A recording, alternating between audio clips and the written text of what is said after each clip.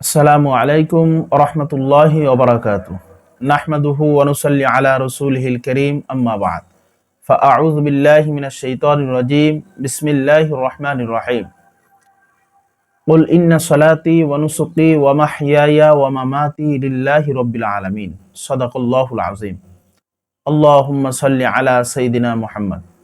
সম্মানিত দর্শক, যে যেখান থেকে আজকে ভিডিওটি দেখছেন বা শুনছেন, সকলকে জানাই আন্তরিক মোবারকবাদ। আজকে আমরা আলোচনা করব, গত আলোচনায় আমরা বলেছি কি কি দোষ ত্রুটি একটা পশুর ভিতরে পাওয়ার কারণে ওই পশু দ্বারা কোরবানি জায়েজ হয় না। এভাবে আরো কিছু দোষ ত্রুটি রয়েছে যেগুলো পশুর ভিতরে বিদ্যমান থাকার কারণে ওই পশু দ্বারা কোরবানি সহি হয় না।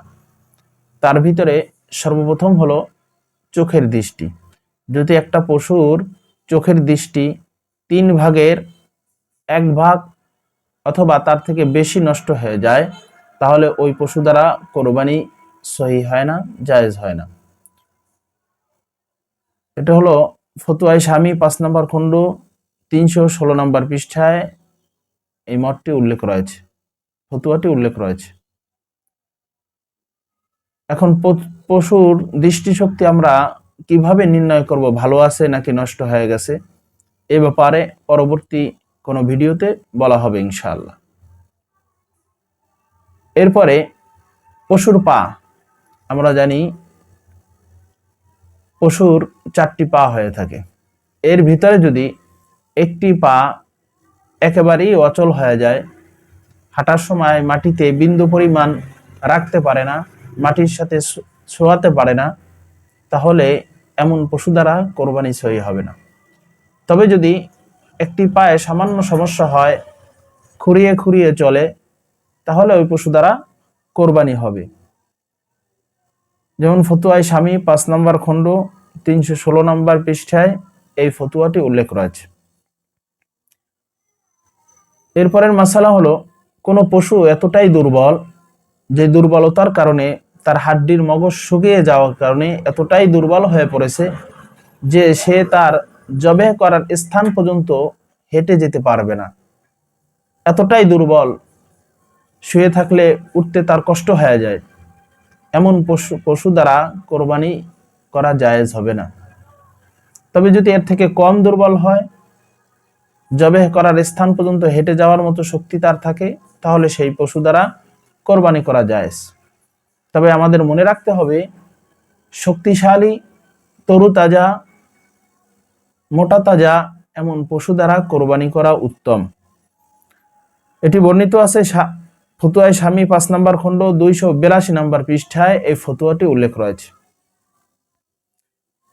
এরপরে আসি, এরপরের মাসালা হলো, যেই পশুর বিলকুল দাঁত নেই, কোনো দাঁত নেই, এমন পশু দ্বারা কোরবানি করা জায়েজ হবে না।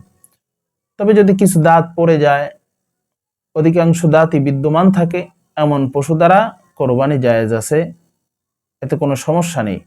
দুররে মুখতার 2 নম্বর খণ্ড 236 নম্বর পৃষ্ঠায় এই ফতুয়াটি উল্লেখ রয়েছে। এরপরের মাসালা হলো, যেই পশুর জন্মগতভাবেই কান নেই বা 3য় ভাগের 1 ভাগের বেশি কান কর্তন করা হয়েছে, বা কর্তিত কান 3 ভাগের 1 ভাগের বেশি বা 1 ভাগ, এমন পশু দ্বারাও কোরবানি জায়েজ হবে না। দুররে মুখতার 2 নম্বর খণ্ড 322 নম্বর পৃষ্ঠায় ফতুয়াটি উল্লেখ রয়েছে। এর পরের মাসালা হলো, যেই পশু শিং ভেঙে গেছে, যদি শিং ভেঙে যাওয়াটা একেবারে মূল থেকে না হয়ে যায়, যে মূল থেকে যদি শিংটা ভেঙে যায় এবং তার আঘাত যদি মগজ পর্যন্ত পৌঁছে যায়, তাহলে ওই পশু দ্বারা কোরবানি করা দুরুস্ত নেই, জায়েজ নেই। আর যদি সামান্য পরিমাণ উপর থেকে শিং ভাঙে, তা দিয়ে কোরবানি জায়েজ আছে, কোনো সমস্যা নেই। ফতোয়ায়ে রহমানিয়া 6 নম্বর খণ্ড 161 নম্বর পৃষ্ঠায় ফতোয়াটি উল্লেখ রয়েছে।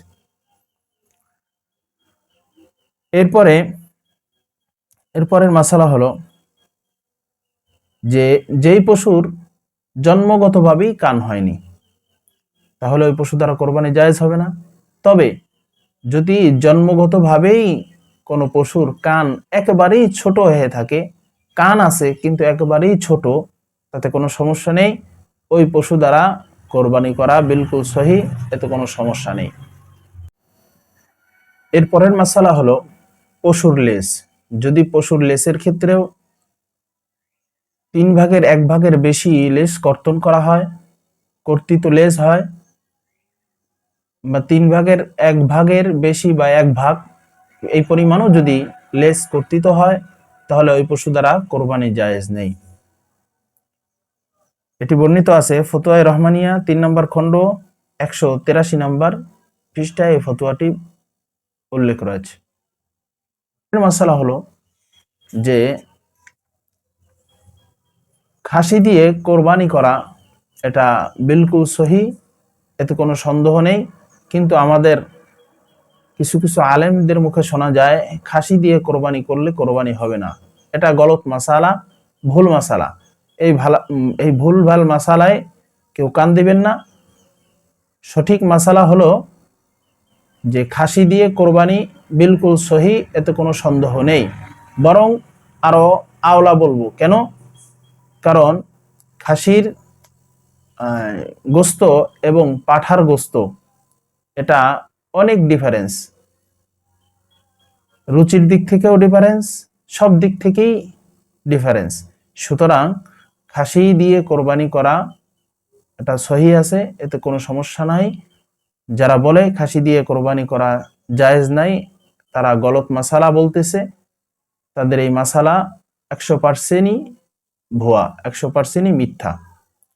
আল্লাহ রব্বুল আলামিন আমাদেরকে সহিভাবে শরঈ মাসালা অনুযায়ী কোরবানি করার তৌফিক দান করুক এবং সহিভাবে কোরবানি করে আল্লাহ তাআলার পক্ষ থেকে পুরস্কার নেওয়ার তৌফিক দান করুক।